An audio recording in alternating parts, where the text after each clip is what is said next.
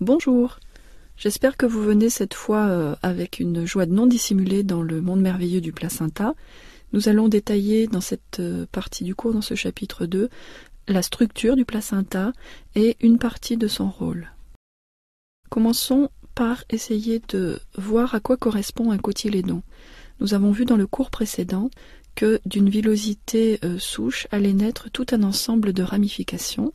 Et si on fait une coupe sur cette diapo sur un arbre villositaire au niveau de la flèche noire, on obtiendrait, très schématiquement, parce que c'est jamais disposé de cette façon concentrique merveilleuse, cette coupe-là. Vous reconnaissez en marron, avec les petits points blancs, le syncytio-trophoblaste, et au centre, le cytotrophoblast, et je n'ai pas représenté le mésenchyme intravillositaire et les vaisseaux intravillositaires. Ce qui est au centre de ce cercle, qui représente en fait les villosités crampons, qui se sont cramponnés à la décidue de l'utérus maternel, on a ce qui correspond à un cotylédon. Sur ce dessin qui est maintenant ancien, vous voyez mieux en perspective ce que ça peut représenter. On reconnaît un arbre qui est orienté vers le bas, qui pousserait dans l'autre sens, et le bout des branches qui correspond aux villosités crampons et qui se sont incrustées dans la décidue maternelle. Sur ce schéma-là, on voit qu'entre chaque arbre, la décidue maternelle va en fait former des replis qui vont entourer chaque arbre et qui vont délimiter ce qui deviendra un cotylédon plus tard. Vous voyez que décidual septum, c'est un septum de la décidue et il remonte en séparant chaque tronc villositaire. Sur ce schéma, on a l'impression que plusieurs arbres sont représentés, donc il ne faut pas tenir compte du fait que qu'il y a plusieurs arbres avec plusieurs pieds dans chaque cotylédon. Commençons par essayer si on regarde la face maternelle, la face qui est accrochée à la décidue maternelle, on voit schématiquement une dizaine de cotylédons. Et si on regarde une photo réelle du placenta, on voit qu'il y a des structures qui forment les cotylédons. Vous en voyez qui sont surlignés en beige ici. Et on peut en compter une dizaine quand on vérifie, après la délivrance, que le placenta est sorti complètement. Si on réfléchit, on ne s'intéresse pas à l'embryon mais seulement au placenta, le U représentant l'utérus et le P le placenta, vous voyez que l'embryon est censé être entouré d'une multitude de petits arbres, des troncs villositaires qui devraient donner des cotylédons absolument partout. Si on réfléchit, je vous rappelle la coque trophoblastique qui, au pied de chaque villosité crampon, va former un continuum, c'est-à-dire que les cytotrophoblastes, en violet sur cette diapositive, vont sortir et dépasser les syncytiotrophoblastes et d'une villosité crampon à l'autre se rejoindre pour former une coque complète. Sur la diapositive précédente, on pourrait imaginer que la coque trophoblastique se trouve à l'endroit du cercle rouge. Je vous rappelle la coque trophoblastique et pourtant le placenta ne se trouve pas tout autour de l'embryon. Sur cette photo, vous voyez que la zone placentaire représente seulement un tiers du pourtour de l'embryon.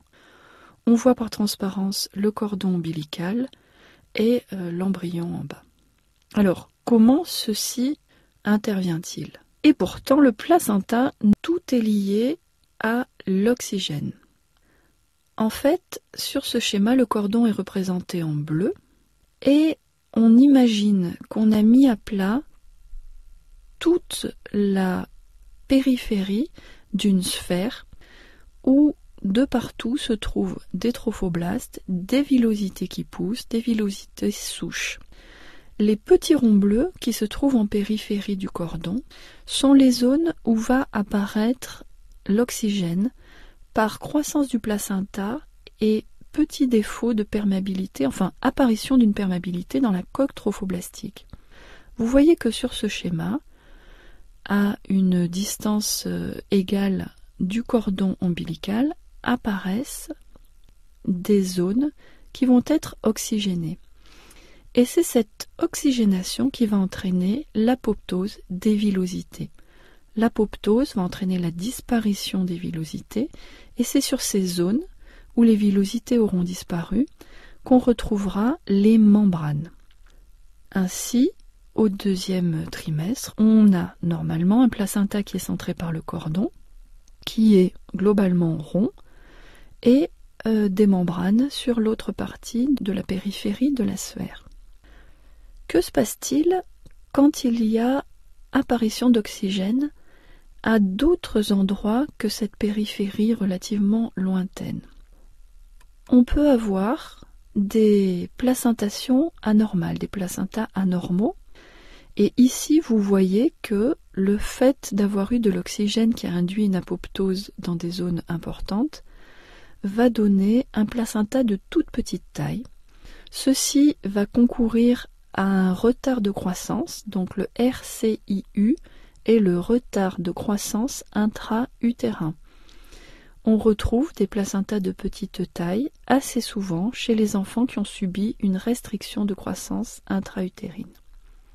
PE, c'est pour la prééclampsie, donc des anomalies comme ça de formation du placenta peuvent concourir à l'apparition d'une prééclampsie. Enfin, dans des cas extrêmes, quand l'oxygène apparaît de partout, on va avoir des avortements spontanés précoces en général. Vous voyez donc ainsi un rôle régulateur de l'oxygène et un rôle protecteur de la coque trophoblastique. On pense qu'une invasion trophoblastique insuffisante pourrait être cause de bouchons trophoblastiques insuffisants et qu'un début trop précoce de circulation maternelle qui va amener l'oxygène auprès des villosités non protégées va induire soit des placentas réduits, soit des avortements spontanés. Tout est lié à l'oxygène. Pour bien comprendre la circulation fœto-maternelle, quelques généralités d'abord. Il faut séparer les deux circulations. Il y a d'une part la circulation fœtale, d'autre part la circulation maternelle, et le placenta se trouve au milieu. La circulation fœto-maternelle, qu'on dit aussi fœto-placentaire, se fait à débit élevé, environ 500 ml minute, et ceci utilise 80% du débit utérin. Ce débit va être influencé par différents facteurs, donc la volémie maternelle, le volume de sang circulant chez la mère, la tension artérielle maternelle, une tension trop basse va gréver cette vascularisation, cette circulation. Pendant les contractions utérines aussi, pendant le travail, la circulation va être diminuée. Enfin, le tabagisme et différents médicaments et hormones vont modifier la circulation dans un sens de la favoriser ou de la réduire. Comme je le disais au départ, on va schématiser les choses et regarder séparément la circulation fœtale et la circulation maternelle.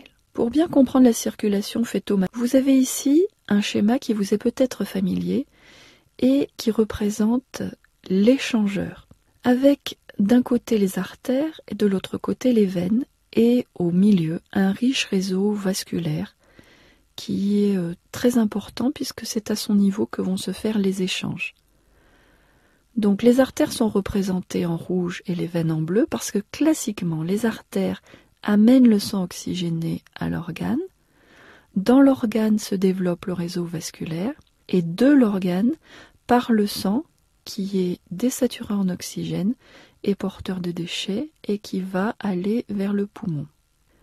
J'ai dit que normalement les artères étaient représentées en rouge et les veines en bleu, mais il vaut mieux retenir que les artères partent du cœur et que les veines vont au poumon. Ceci vous servira à bien comprendre la circulation dans le placenta. Vous avez ici un schéma. Le titre de ce schéma, circulation fœtale, peut être un petit peu trompeur au départ puisqu'on ne reprend pas toute la circulation fœtale, mais seulement la partie placentaire de la circulation fœtale, puisque tout ce qui concerne la circulation, le cœur, etc.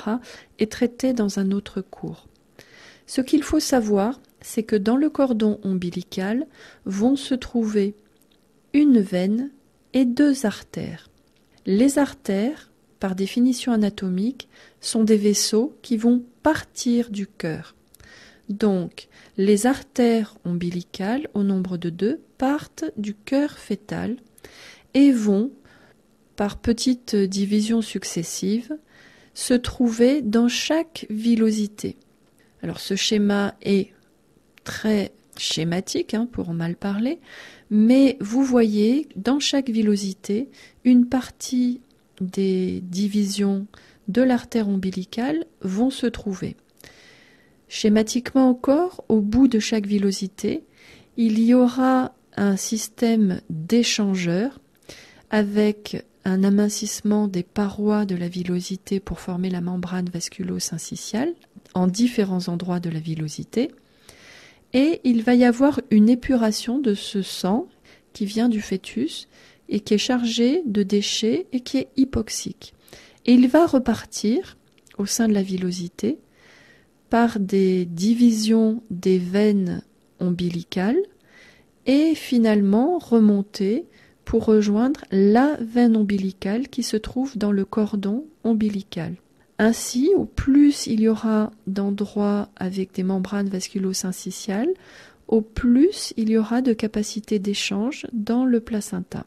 Le titre de ce schéma, circulation. Pour ce qui est de la circulation maternelle, les artères spiralées amènent le sang avec une pression d'environ 100 mm de mercure. Elles amènent le sang avec un débit très important, autour des 600 cm3 par minute, et la pression sanguine est de 70 mm de mercure.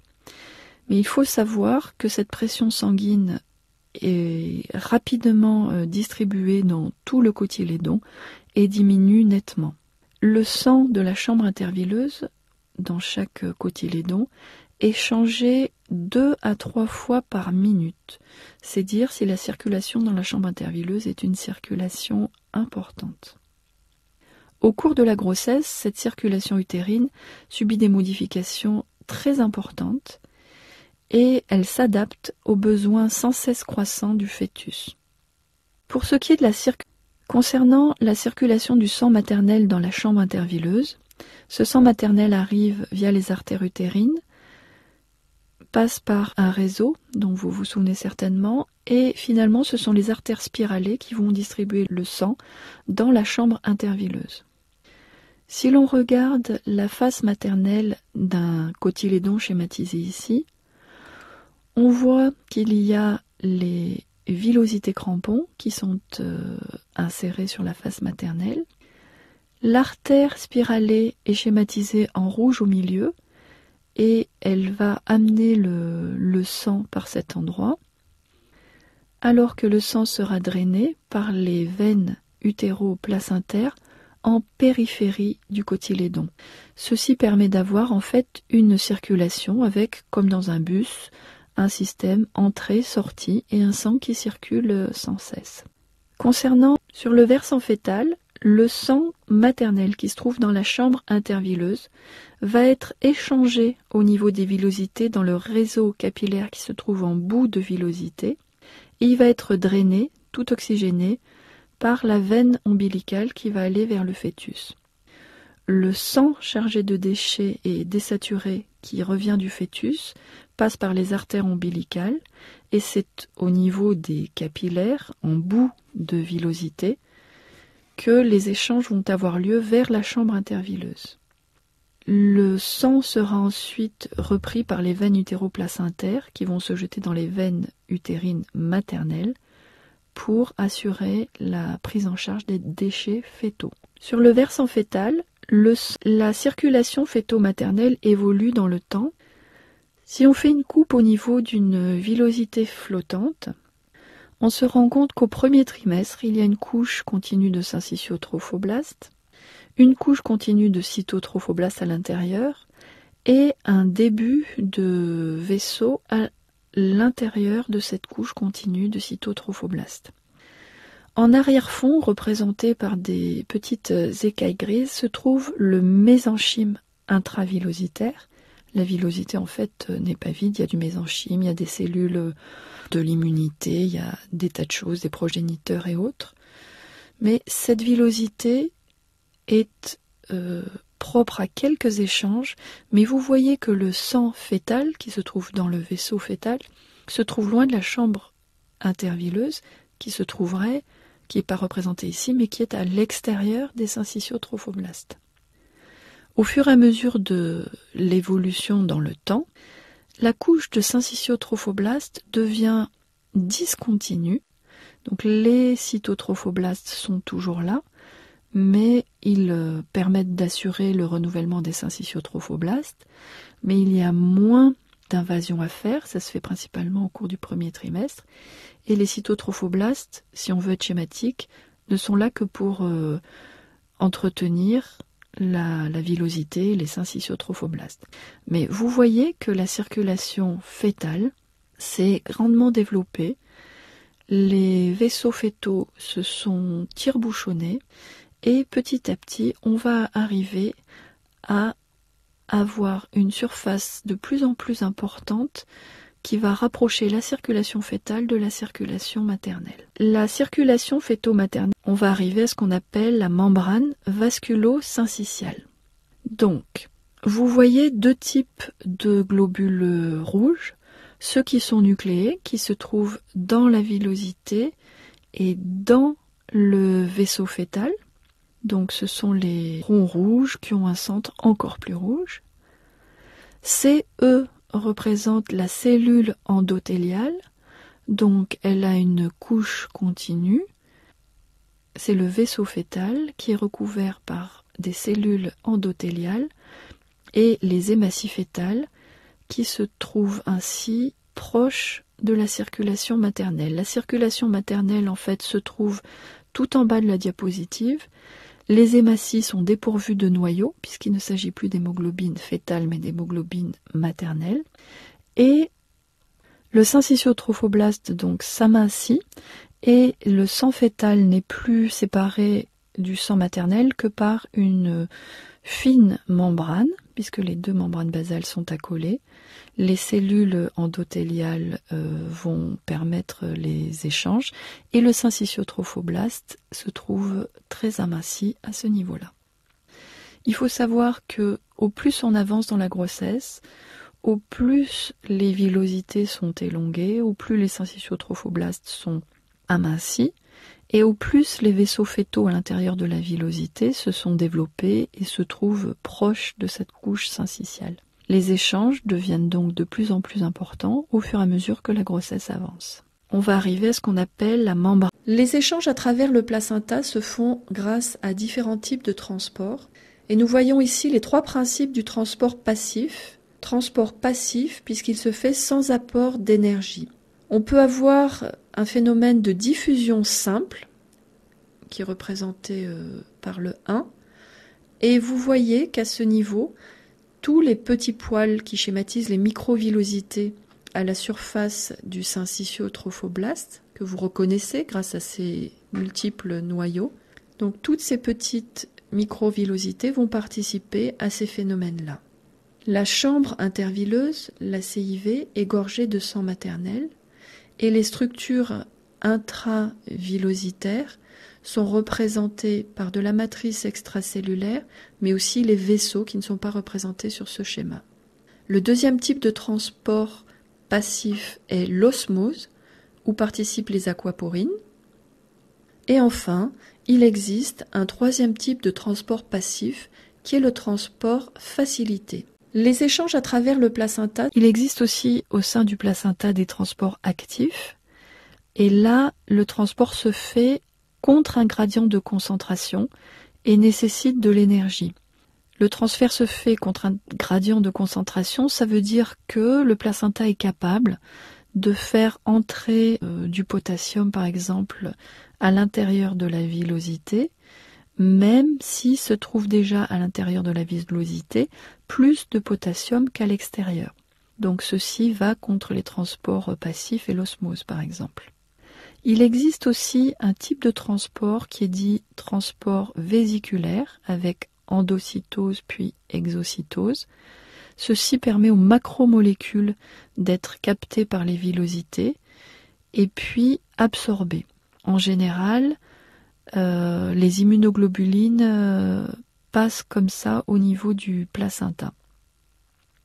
La surface d'échange du placenta, la surface d'échange placentaire, passe de 5 mètres carrés à 28 semaines de grossesse, donc après le 6e mois, à 12 mètres carrés dans le placenta à terme. Donc vous imaginez le nombre de replis et de petits replis des villosités que ceci représente. Il existe aussi au sein du placenta Comment le placenta est-il le poumon du fœtus? Quelle est sa fonction respiratoire? En fait, c'est le poumon du fœtus, mais il faut savoir qu'il n'est pas aussi raffiné que le poumon que nous avons et dont nous bénéficions pour respirer. Le placenta permet d'apporter l'oxygène au fœtus, mais également de le débarrasser du dioxyde de carbone, et ceci passe par des phénomènes d'échange. Au niveau des artères utérines, la pression en oxygène est d'environ 100 mm de mercure, alors que l'artère ombilicale, qui est l'artère qui part du cœur fœtal et qui arrive tout au bout de la villosité, est désaturée, c'est pour ça qu'elle est en bleu même si c'est une artère, et elle ne contient qu'environ 25 mm de mercure d'oxygène. Donc l'oxygène diffuse de la chambre intervilleuse où, autour de l'artère utérine, la pression d'oxygène est haute, vers l'artère ombilicale où la pression d'oxygène est basse. Et vous voyez que tout au long de la circulation dans la villosité, puisqu'il faut imaginer que au milieu, entre l'artère ombilicale et la veine ombilicale, se trouvent les capillaires villositaires. Donc, dans ces capillaires villositaires, l'oxygène va passer, mais au plus on sera vers la veine ombilicale, au moins l'oxygène va passer. C'est l'inverse qui va se passer pour le dioxyde de carbone, puisque dans l'artère ombilicale, il y en a beaucoup, alors que dans la veine ombilicale, il y en a peu. Ceci permet d'échanger dans l'autre sens. Donc, très schématiquement, le placenta est un système d'échangeurs, et ce qui va faciliter l'oxygénation du fœtus, ça va être principalement 3 facteurs. Donc, vous avez bien compris que les différences de concentration et de pression partielle en oxygène vont favoriser les échanges. Donc, l'oxygène va passer de la mère au fœtus et le dioxyde de carbone du fœtus à la mère. L'oxygène va également être plus facilement capté par l'hémoglobine fœtale puisque son affinité est très élevée pour l'oxygène, beaucoup plus élevée que celle de l'hémoglobine maternelle. Ainsi, le fœtus va pouvoir voler l'oxygène qui est accroché à l'hémoglobine maternelle. Comment le placenta est-il le poumon du fœtus? Quelle est sa fonction respiratoire? En fait, c'est le poumon du fœtus, mais il faut savoir qu'il n'est pas aussi raffiné que le poumon que nous avons et dont nous bénéficions pour respirer. Le placenta a également une fonction nutritive. Nous avons vu comment l'eau passait par le phénomène d'osmose et à travers des aquaporines. Les échanges qui vont avoir lieu dans le placenta vont représenter jusqu'à 3,5 litres d'eau par jour. Les électrolytes vont suivre le mouvement de l'eau, mais si on peut imaginer que le fœtus se déshydrate et que de l'eau passe vers sa mère, les électrolytes, dont principalement le fer et le calcium, ne passeront que dans un sens. Et c'est pour ça que les mères peuvent se trouver en carence importante de fer et de calcium après des grossesses successives ou si elles sont carencées au départ, puisque le fœtus va prendre le calcium de façon privilégiée et ne le rendra jamais du côté maternel. Le glucose va être la principale source d'énergie du fœtus et il passe par transport facilité. Il faut savoir que la glycémie fœtale est égale aux 2/3 de la glycémie maternelle. Donc ceci a des répercussions quand la glycémie maternelle est élevée. Ça va être le cas par exemple dans le diabète de la grossesse, le diabète gestationnel. Mais ceci va être également un problème quand la glycémie maternelle va être basse. La glycémie fœtale sera encore plus basse.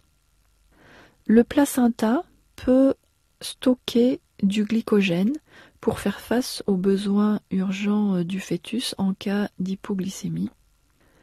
et il pourra produire donc du glucose par glycogénolyse de ce glycogène qu'il aura stocké au niveau des trophoblastes. Le placenta a également une fonction. Les protéines ne passent pas la barrière placentaire parce qu'elles sont trop grosses. Ce sont simplement des petits peptides et les acides aminés qui vont pouvoir passer.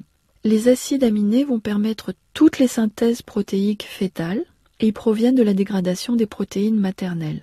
2 hormones vont principalement réguler cette entrée des acides aminés. Ça va être l'hormone de croissance, la GH, Growth Hormone, et la TSH, Thyroid Stimulating Hormone.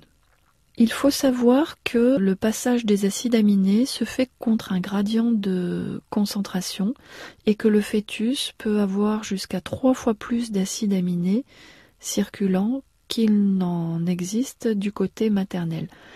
Ceci, en fait, permet d'avoir une synthèse protéique importante et vous imaginez bien que dans la fabrication d'un fœtus, il y a de très nombreuses synthèses protéiques.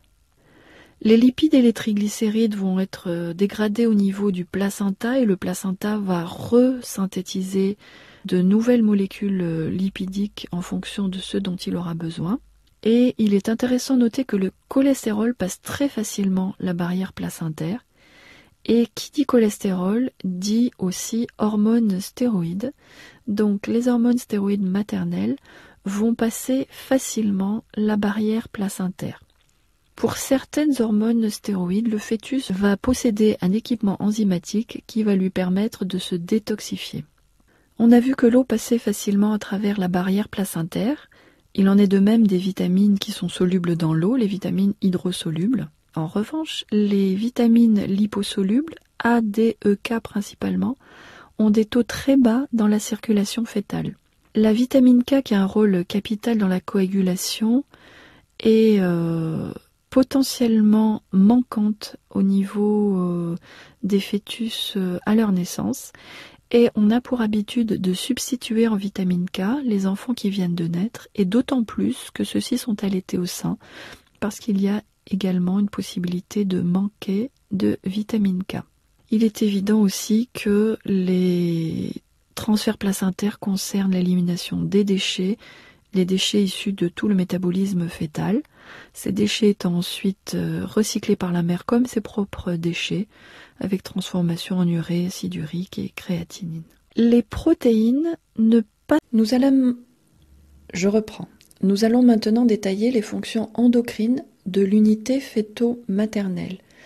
Et vous verrez qu'il y a de fines régulations entre le fœtus et la mère.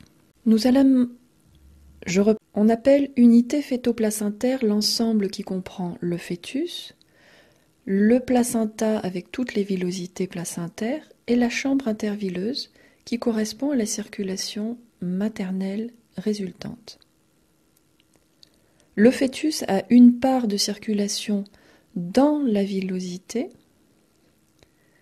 Quand on parle de la villosité dans l'unité fœto-placentaire, on parle principalement des cytotrophoblastes, les CT, et des syncytiotrophoblastes, ST. La chambre intervilleuse n'est pas un système circulatoire à proprement parler, mais un réceptacle du sang maternel, et elle est sensible aux variations de la circulation maternelle, et elle apporte à la circulation maternelle générale tout ce qui va être sécrété, tout ce qui va être sécrété par la villosité. Il faut savoir qu'il y a une adaptation de la mère à la croissance fœtale, car le fœtus peut envoyer des signaux via la chambre intervilleuse à la circulation maternelle. La mère s'adapte aussi aux besoins. S'il y a un stress particulier, il peut y avoir une réaction particulière de la mère à des besoins spécifiques. L'organisme de la mère va également se préparer à l'accouchement, qu'on appelle parturition, et va se préparer à l'allaitement. Nous parlerons de ceci dans un autre chapitre. On appelle unité fœto-placentaire. Le système endocrinien, du grec endo à l'intérieur et krinein sécrété, est un des deux grands systèmes de communication de l'organisme. L'autre système de communication étant le système nerveux. Dans le système endocrinien, des hormones vont porter un message à distance. La distance peut être plus ou moins grande et on aura ainsi des systèmes endocrines autocrines, quand le message est porté à soi-même, paracrines, quand il est porté juste à côté, et puis les systèmes plus classiques que nous allons détailler. Le système endocrinien, dans le placenta, deux types d'hormones vont être sécrétées. Des hormones stéroïdes, qui vont être des hormones lipidiques, et le précurseur indispensable à cette sécrétion d'hormones stéroïdes est le cholestérol. Elles sont stéroïdes, elles sont donc lipidiques, et elles sont de fait hydrophobes, donc elles ne sont pas miscibles dans l'eau ou dans la circulation et le sérum maternel. Les hormones peptidiques, au contraire, sont de petits peptides, très hydrophiles, et qui se trouvent très bien dans les liquides physiologiques. Dans le placenta, reprenons le détail des hormones peptidiques.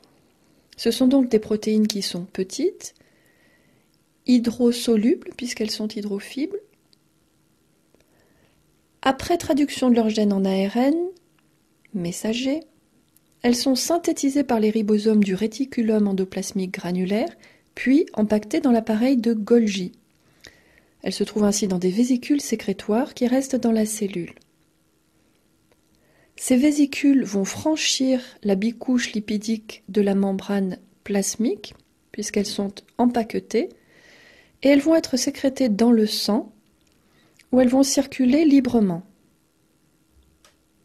Elles vont ensuite agir à distance sur les cellules cibles par l'intermédiaire de récepteurs protéiques qui vont se trouver à la surface ou qui vont traverser la membrane plasmique des cellules cibles, comme on le verra sur le schéma ultérieurement.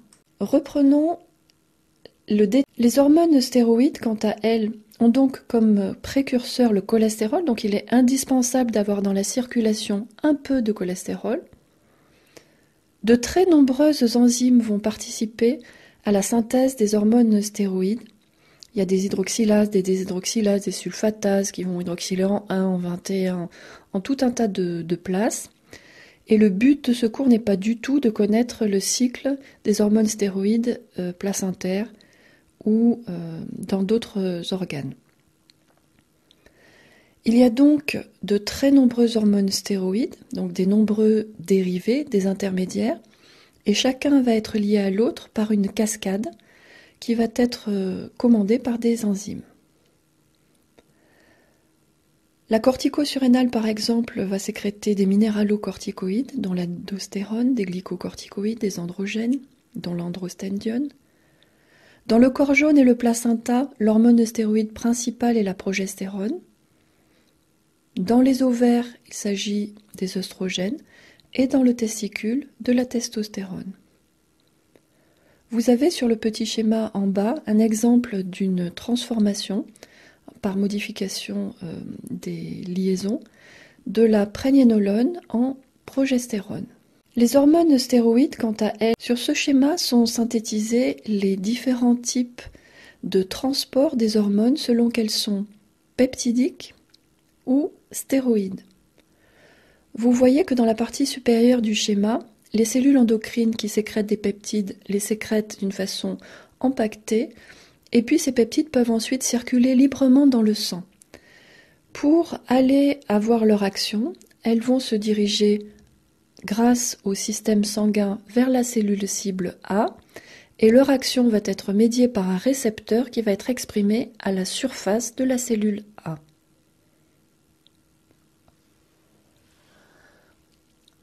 Au contraire, les cellules endocrines qui vont sécréter des stéroïdes vont les libérer dans la circulation, mais les stéroïdes ne pourront pas circuler librement dans la circulation et ils vont avoir besoin d'une protéine de transport, ici schématisée par le petit chapeau bleu, qui va leur permettre de se déplacer à travers le sang. Ensuite, l'hormone stéroïde va passer facilement la membrane de la cellule cible B dans le cas présent et va pouvoir se lier à des récepteurs, en général des récepteurs nucléaires, pour avoir son effet biologique. Sur ce schéma sont synthétisés, dans l'unité fœto-placentaire, nous avons laissé un petit peu à part la décidue maternelle.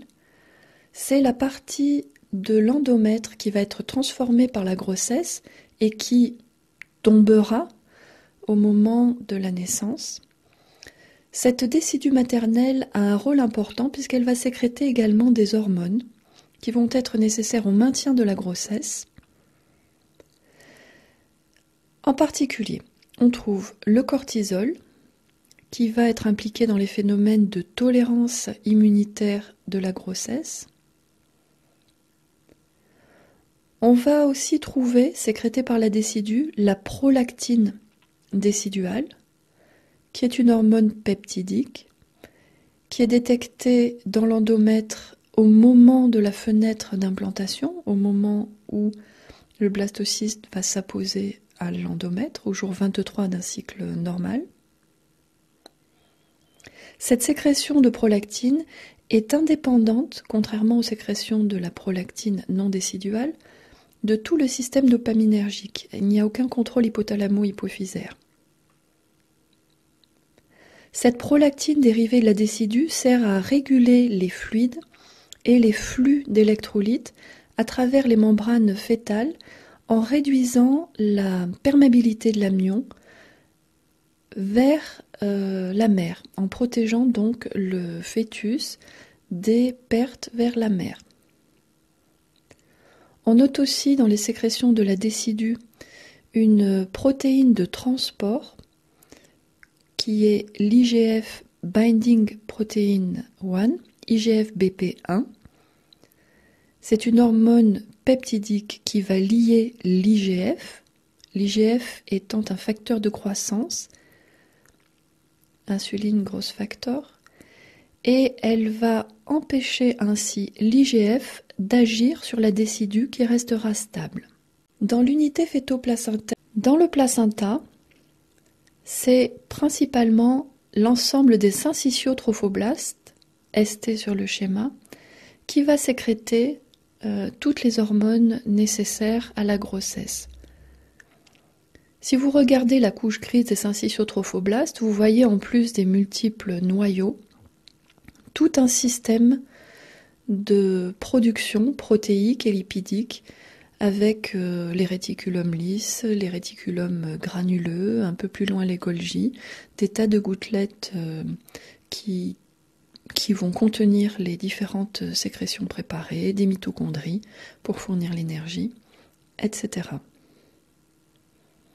Dans le placenta, les sécrétions sont indépendantes des contrôles hypothalamo-hypophysaires que l'on connaît dans les grands systèmes endocriniens. Et les mécanismes de régulation restent peu connus. Le placenta va sécréter des hormones peptidiques et des hormones stéroïdes également. Dans le placenta, concernant les hormones stéroïdes, il faut savoir qu'il y a une particularité puisque le compartiment fœtal et le compartiment placentaire ne sont pas équipés des mêmes hormones et ne sont pas équipés des mêmes enzymes. On sait par exemple que la 3-bêta-hydroxystéroïde déshydrogénase est absente chez le fœtus, alors que dans le placenta, c'est la protéine STAR qui est absente en premier, en sachant que cette protéine STAR est la protéine clé pour faire entrer le cholestérol dans une cellule. Donc le placenta en lui-même ne va pas posséder la clé pour réguler la synthèse des stéroïdes. Le placenta n'est pas équipé non plus de la 17-alpha-hydroxylase, de la 17-20-liase, etc. Concernant les hormones stéroïdes, la sécrétion principale du placenta est la progestérone. Schématiquement, la progestérone est d'abord produite par le corps jaune. Donc après l'ovulation, les cellules de la thèque et de la granulosa sont transformées, très richement vascularisé, et le corps jaune devient une véritable glande endocrine qui sécrète de la progestérone. Après 6 à 8 semaines de gestation, il y a un changement dans l'acteur principal sécrétant la progestérone, et c'est le placenta qui prend le relais. Vous voyez que les taux Vous voyez que les taux vont augmenter énormément jusqu'à la fin de la grossesse, et qu'à la fin de la grossesse, on assiste à une diminution de ces taux. Cette diminution des taux entrant dans les mécanismes de mise en route de la parturition, de l'accouchement donc. La progestérone a des rôles très importants dans le maintien de la grossesse, puisqu'elle joue sur la tolérance immunitaire. Elle joue également sur la diminution de la contractilité du muscle lisse, puisqu'elle diminue la production des prostaglandines. Elle maintient ainsi une quiescence du myomètre maternel. Elle inhibe la réaction de réponse contre le greffon, quand on imagine que le fœtus est un greffon. Elle participe également à une part de régulation sur la production des glycocorticoïdes et des minéralocorticoïdes. Peu de choses sont connues sur ce mécanisme-là et sur ces régulations. Ce que l'on sait, c'est que du fait de l'absence de certaines enzymes dans le placenta, c'est la progestérone elle-même qui va permettre d'obtenir, par différentes transformations, certaines hormones dont le fœtus a besoin, mais que le placenta ne pourrait pas fabriquer sans la progestérone comme substrat. La sécrétion principale sur ce schéma se trouve résumée les deux profils de sécrétion en progestérone et 17-alpha-hydroxyprogestérone. Vous voyez qu'au début de la grossesse, jusqu'à environ 8 semaines de grossesse, il y a une importante augmentation de 17-alpha-hydroxyprogestérone, mais ceci n'est pas dû au placenta, c'est dû au corps jaune. L'ovaire va ensuite continuer à sécréter un peu de 17-hydroxyprogestérone, et ce n'est qu'à la fin de la grossesse qu'il va reprendre sa sécrétion. Il est important de savoir que cette 17-hydroxyprogestérone n'est pas produite majoritairement par le placenta, puisqu'il est déficitaire en enzymes nécessaires. Sur ce schéma se trouve. Venons-en maintenant aux hormones peptidiques produites par l'unité fœto-placentaire. Selon les compartiments observés, on peut noter de multiples hormones, et je vais simplement revenir sur le rôle de certaines d'entre elles. Le compartiment fœtal va sécréter par exemple de l'alpha-fœtoprotéine, qui est une hormone intéressante à connaître, puisqu'elle est d'abord synthétisée par la vésicule vitelline, puis par le tractus intestinal fœtal. Cette alpha-fœtoprotéine va se retrouver dans la circulation maternelle, et à la fin du premier trimestre de la grossesse, on peut la doser circulant dans le sang maternel. Une augmentation va être un reflet d'une anomalie qui peut survenir chez le fœtus, et on peut ainsi demander une échographie supplémentaire pour dépister des anomalies de fermeture de la paroi antérieure, par exemple, et parfois aussi du système nerveux. Pour ce qui est du compartiment placentaire, vous voyez que le placenta est capable de sécréter des hormones qui ressemblent aux hormones sécrétées par l'hypothalamus. C'est l'ensemble des cytotrophoblastes qui peut fabriquer du GnRH, du CRH, du TRH, GHRH, somatostatine, bref, des hormones peptidiques habituellement sécrétés par l'hypothalamus et les contrôles dans le placenta sont moins connus. Le placenta est également capable de sécréter des hormones qui ressemblent aux hormones sécrétées par l'hypophyse. Ce sont également des hormones peptidiques et on retrouve quasiment les mêmes hormones peptidiques que sécrétées par l'hypophyse maternelle. Ces hormones-là sont produites par les syncytiotrophoblastes. Il y a également de très nombreux facteurs de croissance. Et puis d'autres protéines, comme la PAP-A. Donc cette protéine, qui est la protéine associée à la grossesse de type A, je ne vous le donne pas en anglais, est importante à connaître parce qu'elle est également dosée à la fin du premier trimestre de la grossesse pour dépister certaines anomalies, et en particulier les trisomies 21. Dans le compartiment maternel, vous voyez qu'il existe des hormones déciduales dont nous avons un petit peu parlé, l'IGF-BP1, la prolactine, mais également d'autres protéines associées à la grossesse. Le PP, par exemple, c'est Pregnancy Protein 14, et je n'entrerai pas dans le détail de sa fonction. Nous avons vu que le corps jaune sécrétait également de la progestérone.